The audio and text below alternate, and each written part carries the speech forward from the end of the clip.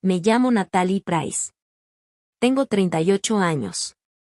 Y la primera vez que entendí de verdad que mi casa en la playa se había convertido en un campo de batalla fue cuando estaba de pie en la cocina en Charlotte, mirando a un chat familiar que todos los demás ya daban por resuelto. Nadie me llamó. Nadie preguntó si las fechas me quedaban bien. Nadie preguntó si me sentía cómoda recibiendo a 24 personas durante 3 días en el único lugar que había comprado para tener paz. Mi papá simplemente escribió que mi casa de la playa era perfecta para la reunión. 24 familiares, 3 días, como si estuviera confirmando una reservación en un resort que él administraba. Un minuto después, mi mamá agregó que debía llenar el refrigerador y no hacer un escándalo. Leí esa frase 2 veces porque no sonaba como una petición, sino como instrucciones para alguien que trabaja para ellos. Yo me había pasado años entre llamadas a medianoche, emergencias de ciberseguridad, fines de semana arruinados y dolores de cabeza por estrés, para poder comprar esa casa. Se suponía que era mi espacio para respirar, pero para ellos se había convertido en hospedaje gratis con vista al mar. Así que respondí, no va a pasar. Por unos segundos, el chat se quedó en silencio. Luego mi mamá mandó emojis riéndose y dijo que iban a ir de todos modos, me gustara o no. No discutí. No expliqué nada. Puse el teléfono boca abajo y dejé que el silencio hiciera algo que nunca le había permitido hacer, sostener la línea por mí. El viernes por la mañana, cuando mi papá me llamó gritando que le hiciste a la casa, ya sabía que estaba parado en un lugar donde nunca creyó que yo lo dejaría. Escuché un segundo y colgué.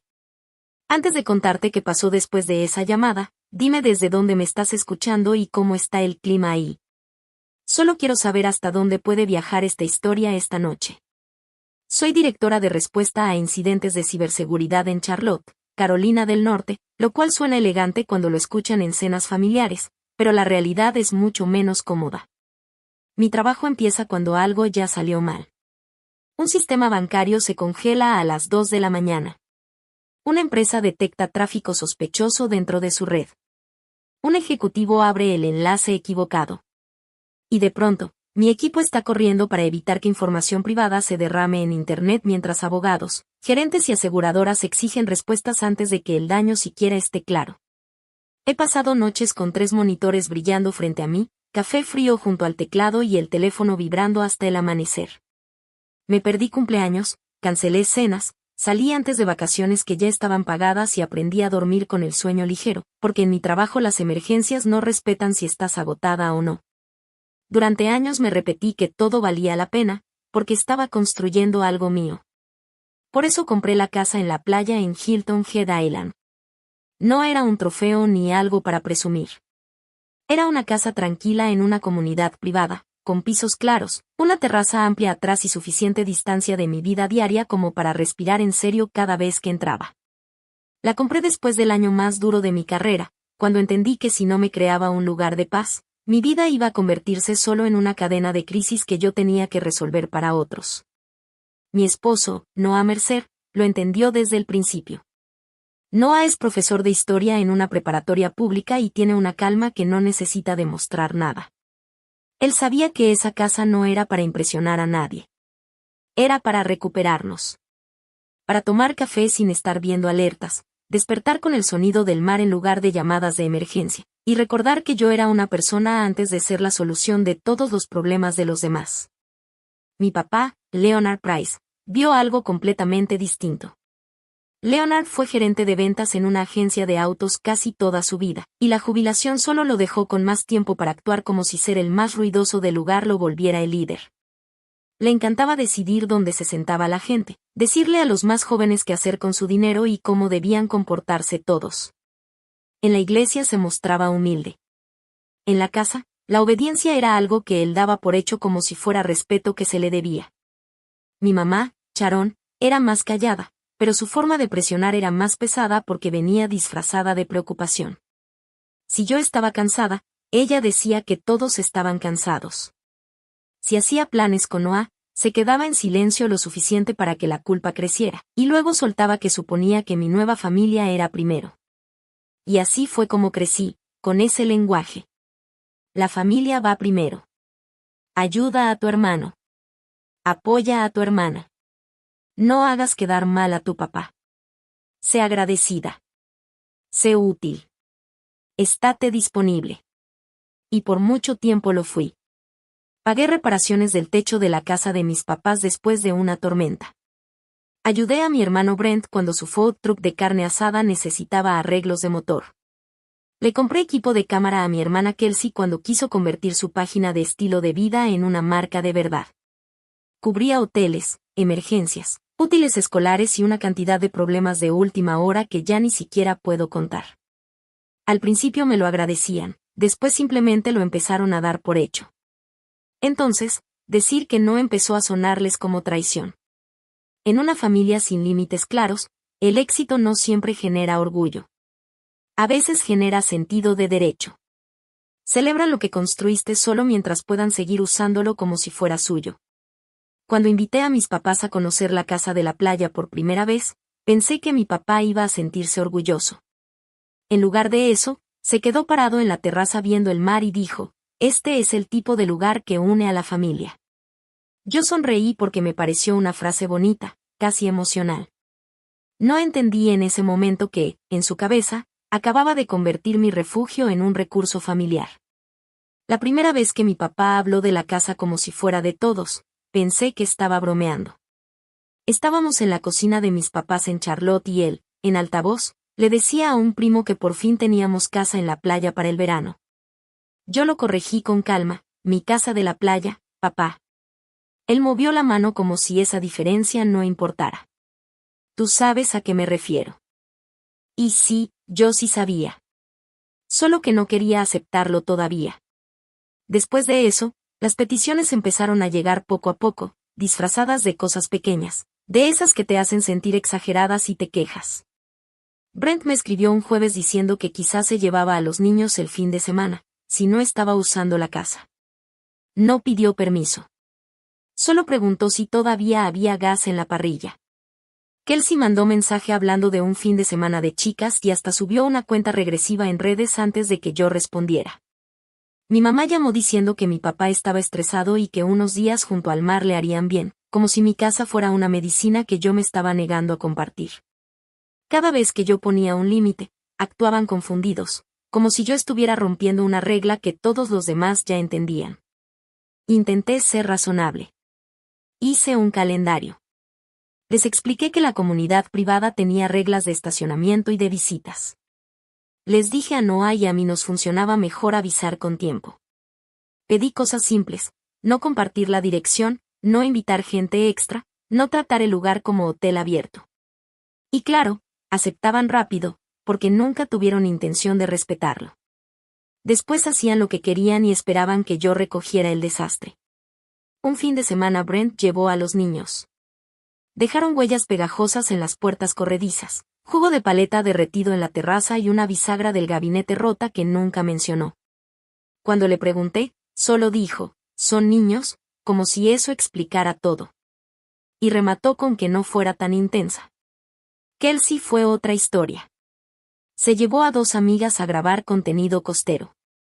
Yo me enteré porque una desconocida comentó en su video preguntando dónde era la casa y si se podía rentar. En el video, Kelsey aparece en mi cocina diciendo la casa de playa de la familia Price. No solo usó mi casa. La presentó como si fuera suya frente a una audiencia. Cuando le pedí que bajara el video, me dijo que estaba dañando su marca por una frase sin importancia. Y mi papá, como siempre, se puso de su lado de inmediato. «Natalie, es solo una casa. A ti te va bien». Esa frase se convirtió en su arma favorita. «Te va bien». Como si tener dinero borrara el irrespeto de toallas mojadas en los pisos, desconocidos en mi habitación de invitados, y familiares comportándose como si todo lo que pagué fuera de acceso libre. No vio el patrón antes de que yo estuviera lista para ponerle nombre. Un domingo, después de manejar 3 horas y media solo para revisar la casa porque Kelsey había jurado que la había dejado limpia, y claramente no era cierto. Noah se quedó parado en el cuarto de lavado con unas toallas todavía húmedas en las manos y me preguntó, «¿Te has dado cuenta de que ya ni preguntan? Solo avisan». Le contesté mal. Demasiado rápido. Porque lo que dijo dolía más de lo que quería aceptar. No discutió. Solo me miró con esa paciencia suya que hace más difícil seguir mintiéndome. Esa noche, mientras cambiábamos sábanas sin que nadie nos hubiera dado ni las gracias por nada, entendí algo que me incomodó profundamente. No estaba molesta con Noah. Estaba molesta porque él lo había dicho en voz alta antes que yo. Mi familia no se volvió así por accidente. Los entrené yo, con años de silencio. Y mi papá también hizo su parte. Leonard siempre tenía esa costumbre de hacer promesas usando cosas que no eran suyas, porque así se sentía importante. Invitaba a familiares a quedarse, ofrecía comidas, fines de semana, vistas al mar, sin pagar hipoteca, sin limpiar un baño, sin pedir permiso. Cada vez que yo lo corregía, él actuaba como si yo fuera la problemática. Cada vez que ponía una regla, parecía que lo estaba humillando. Mi casa se volvió el escenario de su imagen. Mi dinero, la prueba de que él había hecho bien su trabajo como padre. Y mi cansancio simplemente desaparecía, porque mientras el resultado sirviera, nadie lo veía como problema. Yo me repetía que las familias son complicadas. Pero prestar algo requiere permiso. Usar algo requiere cuidado. Y complicado no es lo mismo que irrespetuoso. No lo entendí del todo, hasta el fin de semana del Día del Trabajo en que convirtieron mi lugar de paz en una fiesta que yo nunca autoricé. El Labor Day del año anterior se suponía que iba a ser tranquilo. Yo acababa de salir de una respuesta a un ataque cibernético que duró casi 4 días seguidos. Un cliente corporativo había detectado accesos no autorizados a registros de sus usuarios, y mi equipo estuvo metido en llamadas con directivos, abogados externos, aseguradoras y gente que pedía transparencia. Pero claramente esperaba que la verdad saliera más barata. Cuando todo terminó, me temblaban las manos al servir café. Dormía a ratos cortos y despertaba convencida de que me había perdido alguna alerta. Noah lo notó y me dijo que nos íbamos a Hilton Head antes de que yo me rompiera por completo. Empacamos ligero. Libros, comida del súper, sudaderas. Sin planes. Cuando llegamos, me acuerdo perfecto de quedarme en la entrada y sentir cómo, por primera vez en semanas, se me bajaban los hombros. La casa estaba en silencio. El aire olía a sal y a madera. Y pensé, por fin. Pero al día siguiente sonó el teléfono. Era mi mamá. No debí contestar, pero la culpa a veces es un reflejo antes de ser una decisión. Me preguntó dónde estaba, y le dije que Noah y yo estábamos descansando en la casa de la playa, manteniendo el fin de semana tranquilo. Ella hizo ese sonido de comprensión falsa y dijo que mi papá también estaba bajo presión. Y luego soltó, como si nada. Tal vez pasamos a comer. Le dije claramente que los quería, pero que ese fin de semana no. Necesitaba silencio. Mi mamá respondió, claro, mi vida. Descansa. 3 horas después escuché puertas de coches afuera. No 1, 3. Primero bajaron mis papás. Luego Brent con su esposa y sus hijos. Después Kelsey con una mochila de cámara, y 2 familiares de Colombia que no veía desde hace años. Traían hieleras, sillas plegables, bolsas de playa, y esa seguridad de gente que nunca ha creído que un no mío sea definitivo. Mi papá subió las escaleras sonriendo, como si me estuviera dando una sorpresa increíble. ¿Ves? Esto es lo que necesitabas, familia. Antes de que pudiera responder, ya estaban entrando a la casa.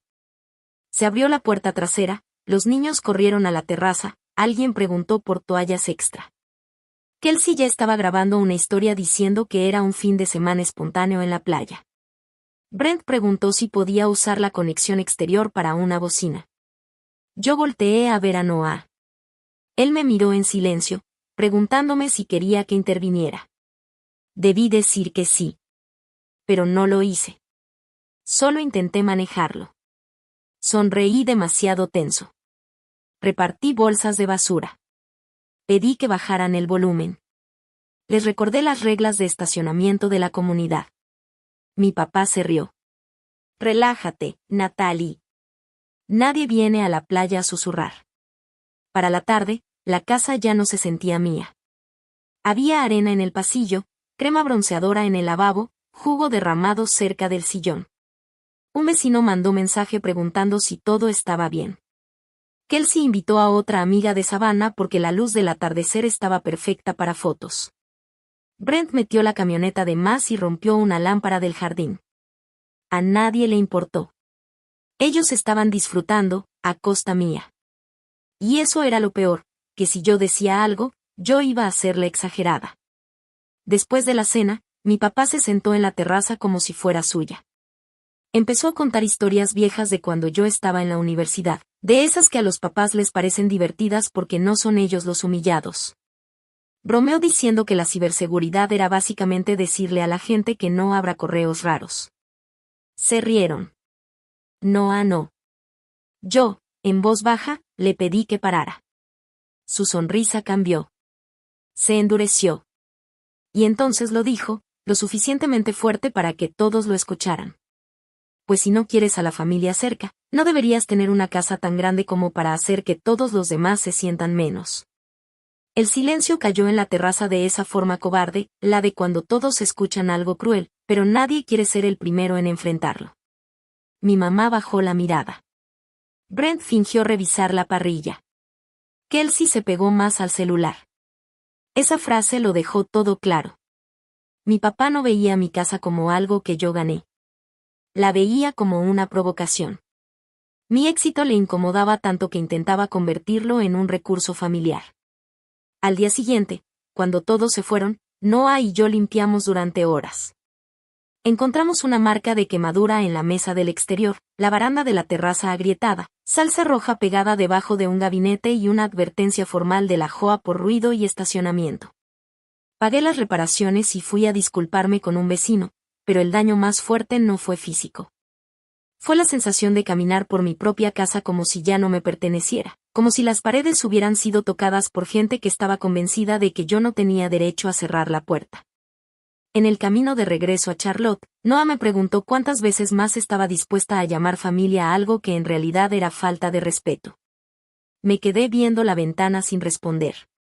Porque ya sabía la respuesta, solo que todavía no me atrevía a vivir de acuerdo con ella. Después del día del trabajo, empecé a cambiar de formas que a mí me parecían pequeñas, pero para ellos fueron enormes. Dejé de contestar llamadas familiares después de las 9 de la noche. Dejé de justificar cada no como si estuviera presentando pruebas para un juicio. Cambié el código de la cerradura inteligente y avisé que nadie recibiría uno nuevo a menos que yo aprobara personalmente cada visita. También añadí una regla, nadie podía traer invitados extra. Pensé que poner límites claros iba a ayudar. En realidad, lo que hizo fue algo distinto, dejó ver quién solo me respetaba cuando el acceso era ilimitado. Brent fue el primero en probar. Me llamó en febrero con la idea de expandir su food truck de carne asada a una segunda unidad. Necesitaba que yo firmara como aval de un préstamo porque su historial crediticio ya estaba muy apretado y el banco pedía a alguien más sólido. Le pedí estados financieros. Se ofendió. Le pregunté qué pasaba si la temporada de verano no salía como esperaba. Me dijo que le estaba hablando como si fuera un banco. Le contesté, Brent, tú me estás pidiendo que actúe como uno. Colgó de inmediato. Para la hora de la cena, mi mamá ya había llamado 2 veces. Me dijo que mi hermano estaba humillado y que la familia no debería tener que entregar papeles a la familia. Yo le dije que la familia tampoco debería pedirle a alguien que arriesgue su crédito sin responder preguntas básicas. Suspiró y soltó que el éxito me había vuelto desconfiada. Kelsey vino después. Quería usar la casa de la playa para un fin de semana patrocinado con mujeres que la seguían en redes. Lo llamó una oportunidad de marca. Le pregunté por qué mi casa privada formaba parte de su marca. Se rió, como si yo no entendiera el punto, y dijo que a la gente le encantaba el contenido aspiracional de familia. Le dije que no. Me mandó un mensaje larguísimo diciendo que yo nunca apoyaba sus sueños a menos que pudiera controlarlos. Mi papá esperó 2 días antes de llamar. Leonard no gritó al principio. Con él, lo más peligroso era cuando sonaba decepcionado. Dijo que yo había desarrollado la costumbre de olvidar de dónde venía. Dijo que él y mi mamá se habían sacrificado para que yo pudiera convertirme en ese tipo de mujer que ahora se cree superior a todos. Le dije que no me sentía superior a nadie. Solo que ya no estaba financiando decisiones en las que no tenía participación. Entonces soltó la frase que más me quedó grabada. Después de todo lo que invertimos en ti, así nos tratas. Esa palabra me pegó distinto. Invertimos. Como si ser hija fuera un préstamo con intereses. Le dije, los hijos no son cuentas de retiro. Me dijo que era una falta de respeto, y colgó. Durante unos meses, todo quedó tenso, pero más silencioso. Como esa calma rara antes de que alguien vuelva a empujar el límite. Entonces Kelsey publicó un gráfico en redes, fin de semana de reunión familiar Price, edición Hilton Head, con una foto de mi terraza detrás del texto. Se me hundió el estómago antes de siquiera abrir el chat familiar. Empecé a scrollear hacia arriba y encontré algo que ya no era una conversación, era un plan armado sobre mi silencio. 24 familiares. 3 días. Llegada el viernes. Parrillada de mariscos el domingo. Desayuno familiar el lunes. Tareas de comida asignadas, suposiciones de estacionamiento, distribución de cuartos, incluso una lista del súper que mi mamá decía que yo debía tener lista porque la gente iba a llegar cansada del viaje. Brent preguntaba si había espacio para su remolque junto a la casa. Kelsey quería grabar un video de legado familiar en la playa. Alguien preguntó si los niños podían dormir en la sala de abajo. Y entonces vi la línea que me calentó la cara de golpe. Mi papá había asignado la recámara principal para él y mi mamá, porque los padres merecen comodidad. Mi recámara. Mi cama. Mi baño. Repartido como si fuera un hotel, por un hombre que nunca puso un solo peso en esa propiedad. Tomé capturas de pantalla antes de que borraran nada. Todo, asignaciones de cuartos, instrucciones, suposiciones. Y entonces mi papá mandó el mensaje que, en su cabeza, ya lo hacía oficial. Tu casa de la playa es perfecta para la reunión. 24 familiares, 3 días. Mi mamá remató con, llena el refri y no hagas un escándalo. Sentí esa presión vieja en el pecho. La de siempre. La de explicar, negociar, suavizar, pagar la paz con mi propio límite. Pero algo cambió. Me di cuenta de que las explicaciones nunca me habían protegido. Solo le daban más material a mi familia para discutir conmigo. Así que escribí 2 palabras. No va a pasar. El chat se quedó en silencio. Mi mamá mandó emojis riéndose, vamos a ir aunque no quieras. Hace un año, ese mensaje me habría hecho entrar en pánico. Esta vez, guardé todo, me lo reenvié a mí misma, dejé el teléfono en la mesa y miré a Noah en la cocina. Él preguntó, ¿qué quieres hacer? Y por primera vez, la respuesta salió sin duda. Quiero que aprendan que un no es un no, antes de que lleguen a mi puerta.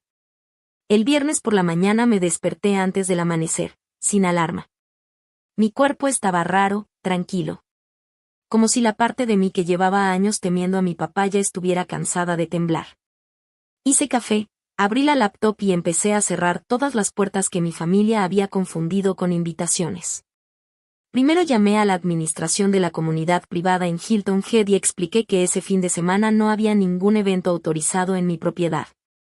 La mujer fue amable, pero muy clara, había límites de huéspedes, de vehículos, reglas de ruido y ocupación. 24 personas violaban más de una norma, sobre todo con varios coches y niños quedándose hasta el lunes. Le pedí que cancelara cualquier pase de visitante ligado a los nombres de mi familia. Luego mandé un correo confirmando por escrito que cualquiera que dijera estar asistiendo a una reunión Price en mi dirección no tenía permiso de entrar. Después cambié el código de la cerradura inteligente. Nada dramático. Solo uno nuevo, limpio, que solo Noah y yo sabíamos. Revisé las cámaras exteriores, activé alertas de movimiento y desactivé el código de respaldo que mi papá alguna vez me había presionado para crear por emergencias. Le mandé un correo a la oficina de seguridad con una lista de solo 2 nombres autorizados, el mío y el de Noah. Sin excepciones. Después contraté a un guardia de seguridad privado, recomendado por el administrador de la comunidad, para que estuviera cerca de la entrada durante la hora de llegada. No esperaba violencia. Lo que esperaba era algo peor, el sentido de derecho. Porque el derecho se comporta mal cuando llega con maletas y se encuentra con la puerta cerrada. No bajó mientras yo revisaba las confirmaciones en la computadora. Se paró a mi lado, leyó la pantalla y me dijo: solo asegúrate de que puedas vivir con esto mañana. No había juicio en su voz. Solo cuidado. Miré los correos, las capturas de pantalla, los accesos cancelados, el nuevo código de la cerradura, y pensé en todos los años en los que había vivido exactamente lo contrario. Había vivido con resentimiento. Con limpiar los desastres de gente que llamaba amor a que yo cediera, y egoísmo a que yo pusiera un límite. Entonces le dije: puedo vivir con esto mucho mejor de lo que puedo vivir dejándolos entrar. Empacamos para la casa de la playa como si fuera un fin de semana normal. Ropa, comida para dos, café, el libro de Noah, mi laptop por si había emergencias de trabajo. En el camino, el teléfono no dejaba de vibrar. Kelsey preguntaba si había agua mineral porque iba a llevar mezclas para fotos. Brent quería saber si la parrilla tenía carbón. Mi mamá preguntaba si había suficiente comida para el desayuno de lunes. Nadie mencionó mi no. Nadie preguntó si había cambiado de opinión. Todos seguían viviendo dentro de la versión de mí que siempre cedía antes del golpe. Llegamos a la casa antes del mediodía.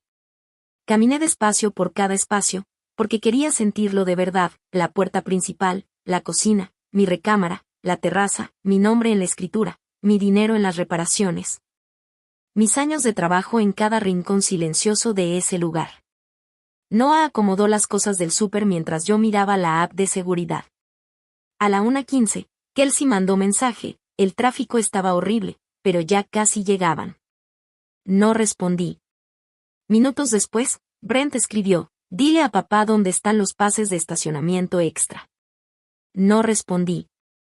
A la 1:37, la cámara en la entrada de la comunidad mostró la primera SUV, luego otra más. Llegaron en fila, como si todo ya estuviera resuelto: hieleras amarradas al techo, sillas de playa colgando de las cajuelas, niños asomados por las ventanas, mi mamá en el asiento del copiloto del coche de mi papá, ya con cara de molestia. El guardia dio un paso al frente. Los coches se detuvieron. Y yo miraba todo en silencio desde mi teléfono. Durante años, mi papá podía hacer que se me cayera el estómago con un tono, una mirada o un simple silencio decepcionado. Ahora estaba afuera de una reja, y todo su volumen ya no significaba nada. No tenía control. No tenía acceso. No era el dueño de nada. Mi teléfono sonó con un número local desconocido. Era el guardia de seguridad. Me dijo que un grupo estaba insistiendo en que tenía permiso para entrar a la propiedad. Le respondí con calma que no lo tenían. Antes de que pudiera decir algo más, escuché la voz de mi papá de fondo. En ese momento, mi celular se iluminó con su nombre. Dejé que sonara 2 veces. Contesté. No dijo hola. Gritó: ¿qué le hiciste a la casa? Lo escuché un segundo. Y colgué. Ni siquiera me temblaban las manos. Eso fue lo que más me sorprendió. Abrí el chat familiar y escribí un solo mensaje. Esta casa es propiedad privada. Nadie tiene permiso de entrar. Puse el teléfono sobre la barra de la cocina y vi cómo empezaba a romperse el primer pedazo del plan perfecto de mi papá. Al principio intentó imponerse como siempre lo hacía en cualquier conversación familiar. Caminaba cerca de la caseta de seguridad, moviendo una mano mientras sostenía el celular con la otra. Tenía la cara roja y la voz tan fuerte que el guardia alcanzaba a repetir fragmentos cuando me llamaba. Repetía que todo era un malentendido. Que él era mi padre. Que la familia había manejado horas. Pero lo que no decía era lo obvio: que yo no había autorizado nada, y que ahora había demasiados testigos como para sostener esa mentira. Después llamó mi mamá. Su voz traía ese tono quebrado que siempre usaba cuando quería que la culpa reemplazara cualquier conversación real. Decía que los niños estaban cansados. Que la gente había pedido días libres. Que esto era una humillación. Le respondí. La humillación es llegar a una casa después de que te dijeron que no. Me dijo que estaba destruyendo a la familia por un fin de semana en la playa. Le contesté. No, mamá. Estoy dejando de llamar, convivencia, a que invadan mi espacio. Y colgué antes de que sus lágrimas se volvieran instrucciones otra vez. El chat explotó. Brent quería saber por qué no había avisado. Le mandé el screenshot de mi mensaje, no va a pasar. Kelsey dijo que estaba arruinando un recuerdo familiar irrepetible. Le mandé la captura de su publicación anunciando la reunión en mi terraza antes de que yo hubiera aceptado. Mi mamá escribió que estaba siendo cruel. Le reenvié su mensaje de llena el refri y no hagas un escándalo. Luego una tía hizo la pregunta que cambió todo. Leonard, ¿Natalie realmente aprobó esto? Durante varios minutos, él no respondió. Ese silencio hizo lo que mi enojo nunca había logrado, obligó a todos a mirarlo a él. Un primo escribió que le habían dicho que la casa estaba disponible. Otro dijo que mi papá había hablado como si yo estuviera emocionada de recibirlos. Alguien más preguntó por qué ya había asignaciones de cuartos si la dueña no había aceptado. La palabra dueña se quedó en el chat como una puerta cerrada. A mi papá le molestó. Llamó otra vez. Esta vez su voz era más baja, lo cual lo hacía peor. Después de todo lo que hice por ti, me vas a avergonzar frente a mi familia. Miré mi cocina en silencio. Y por primera vez entendí algo con total claridad. No estaba preocupado por la familia. Estaba preocupado por su imagen. Le dije. Tú te avergonzaste solo el día que prometiste acceso a una casa que no es tuya. No puedes convertir la paternidad en un contrato eterno sobre mi propiedad. Dijo que yo era una desagradecida. Le dije, la gratitud no es lo mismo que la sumisión. Él respondió que me había criado. Le contesté, sí. Y ahora soy una adulta diciéndote que no. Empezó a gritar otra vez. Entonces colgué. Afuera de la reja, la reunión se desmoronó. Algunos familiares se fueron molestos, otros se quedaron discutiendo entre ellos. Después el guardia me contó que una mujer incluso le pidió disculpas porque no sabía que había un conflicto real. Mi tío me llamó en privado. Sonaba incómodo, como avergonzado. Me dijo que Leonard había asegurado que todo estaba arreglado. Le respondí, arreglado por él, no por mí. Hubo un silencio del otro lado, y luego dijo que lo sentía. Esa disculpa no borraba años de usarme como recurso, pero sí dejó algo claro. La historia ya no estaba completamente bajo el control de mi papá. Y las consecuencias prácticas llegaron rápido. Era fin de semana fuerte en la playa. Hoteles cercanos llenos o carísimos. El depósito de la parrillada de mariscos no era reembolsable. El fotógrafo que Kelsey había contratado cobraba penalización por cancelación. Los carritos de golf tampoco se podían devolver completos. Mi papá había querido jugar al patriarca generoso usando mi casa, mi comida, mi espacio y mi trabajo. Y terminó pasando la tarde llamando moteles a 40 minutos de distancia y pagando habitaciones con su tarjeta, mientras los familiares le preguntaban por qué había prometido algo que no podía cumplir. Para la noche, Kelsey ya había borrado la publicación de la reunión.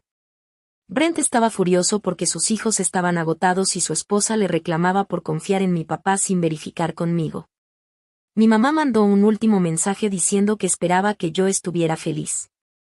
Yo miré hacia la terraza, donde Noah había dejado 2 tazas de café aunque ya casi era atardecer. Y por primera vez en todo el día, sonreí. No era felicidad porque otros estuvieran incómodos. Era alivio. Porque por fin, la incomodidad estaba del lado de quienes la habían creado. En la semana siguiente, algunos familiares me escribieron para disculparse. Un primo incluso admitió que mi papá había repetido tanto la casa de playa de la familia que él pensaba que él también había aportado dinero. Y eso lo explicó todo. Durante años, mi papá había estado pidiendo prestado estatus a mi trabajo. Convirtió mi esfuerzo en su autoridad. Y en cuanto la puerta se cerró, esa historia se rompió frente a todos. Después de eso, hice cambios definitivos. Nada de avales. Nada de transferencias de emergencia por problemas que otros creaban. Nada de acceso libre a la casa. Le dejé claro a mis papás que cualquier comunicación tenía que ser por escrito y con respeto. Mi papá respondió con un correo largo, arrogante, traidora, cruel, que había olvidado mi sangre.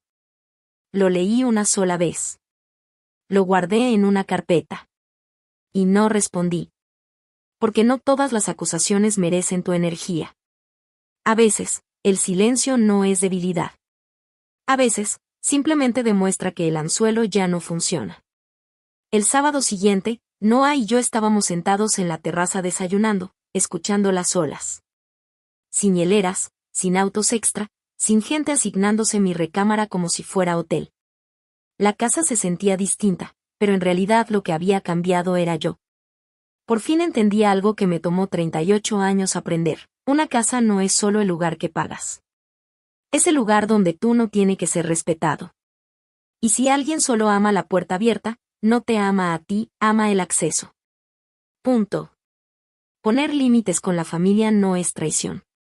Decir no a la explotación no es crueldad.